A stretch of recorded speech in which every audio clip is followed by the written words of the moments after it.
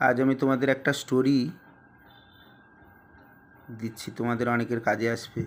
The cowboy and the Wolf, অর্থাৎ রাখাল বালক এবং নেকড়ের গল্প। তোমরা অনেকেই জানো, once upon a time a cowboy lived in a village. একদা এক সময় এক রাখাল বালক এক গ্রামে বাস করত।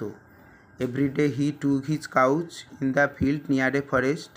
প্রত্যেক দিন সে তার গরুগুলোকে নিয়ে যেত একটা বনের পাশে থাকা মাঠে। He wanted to make a fun, সে মজা করতে চাইতো। হি ক্রাইড, সে চিৎকার করে বলতো, উল্ফ উল্ফ, নেকড়ে নেকড়ে হেল্প, বাঁচাও বাঁচাও। Some farmers were working in the field, কিছু কৃষক মাঠে কাজ করত। They came running to help the boy, তারা দৌড়ে আসতো ছেলেটিকে সাহায্য করার জন্য। But there was no wolf, কিন্তু তারা দেখতো সেখানে কোনো নেকড়ে নেই। দে স দ্য বয় লাফিং, তারা রাখাল বালককে হাসতে দেখতো। দ্য মেন বিকেম অ্যাংরি, তারা ক্রুদ্ধ হতো, রেগে যেত, অ্যান্ড লেফট দ্য প্লেস, চলে যেত।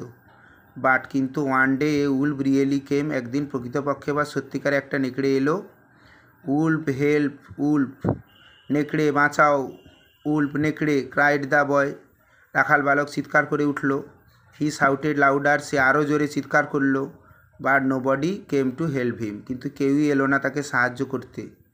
The men took it as a fun, কৃষকরা লোকেরাও মনে করলো এটা মজা।